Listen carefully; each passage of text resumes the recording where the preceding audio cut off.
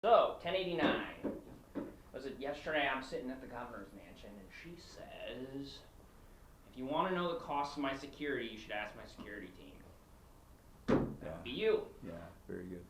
Well, security is one of the things that we've provided to the governor for dating back well over 40 years.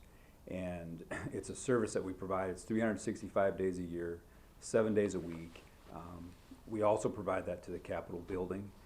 And then we provide part-time security to other state officials and other people that might request it, to include legislators as the year goes on. So we don't talk about security because we know that compromises the quality of the service that we can provide. You know, and I think it's a fair point that we wouldn't talk about security. And I think Brian Allen said it yesterday, like, you don't want to know about who you're meeting with and how you're meeting with them and where you go. But do you think it's fair to say that the cost of security after the fact doesn't compromise the security moving forward? Yeah, so when you think about security, you think about costs associated with it. It's not the actual cost that's the problem. The problem exists is what those numbers indicate.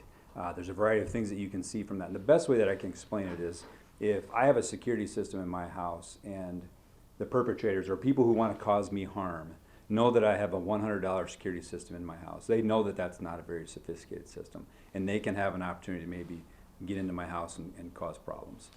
If I have a security system that's a $5,000 system, on the other hand, that's also, if that's known, people are going to say, well, that's a more sophisticated system. It's going to be more difficult to plan or to breach or to cause problems. So we don't want to get into talking about how much we spend. The dollars that we do spend on security are appropriated by the legislature and are within our budget. So it's really important that we stay away from those, and it's not something that we're willing to compromise on. Sure. And when you look at 1089, obviously on Friday you're going to testify against it.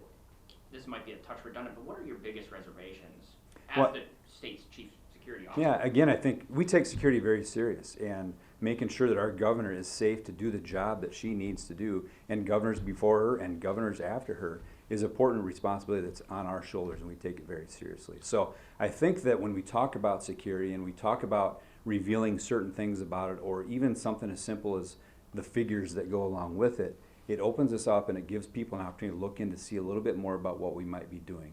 Things that come to my mind when I think about that are, we talk about numbers alone as far as personnel services.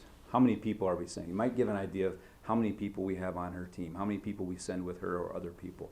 Might give somebody an indication of the type of training or the quality of training that we provide. It might give somebody the indication of what type of equipment we have, whether it's really, really good equipment or whether it's not so good equipment. So it's important that we stay away from that stuff, because anytime that we give something up in regards to security, it makes our jobs much more difficult, and it allows the person that's the recipient of that program to be less safe. And nobody wants that. People who want and need and deserve security so they can adequately do their job and be safe don't want to be less safe. And I don't want them to be less safe. And I think I don't think anybody talking about reviewing the cost of her security wants the governor or anyone to be less safe. So I think we're all operating on the same side of that for certain. Would you think it fair to say, no South Dakota governor's done this kind of traveling, and I think she would say that herself. Do you think it's fair to say that presents some unique security challenges and also cost challenges? Is it more costly to secure a governor who's traveling out of state? Well, anytime that we travel anywhere with the governor, we're making sure that we're doing it the best and the most appropriate way possible. And if that's in-state travel or out-of-state travel, we're not only cooperating with the folks that we have on the team, we're cooperating with law enforcement from other states and cooperating with law enforcement in South Dakota. And it works really well, and we're going to keep doing everything we can to keep her safe as she does her job. Would there ever be any kind of possibility where, we can't tell you how much this costs, but we could kind of tell you to what extent it's been reimbursed?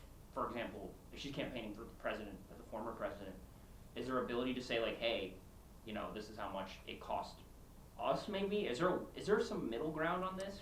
Again, I think when you talk about the dollars that we're spending on security, those are dollars that are approved in our budget. So when we talk about how much we're spending, we're not spending above and beyond what we're allocated to spend as an agency. And the Higher Patrol does a great job of maintaining that budget and staying within the reasonable bounds of where they're supposed to be. Is there anything else you want to add? You can just security, travel, it's all about security. Yeah, the security of our governor and our other state officials and our state Capitol building are extremely important. And we want to provide the best service possible, and we don't want to do anything that's going to compromise that. Cool, I think that's good. Okay.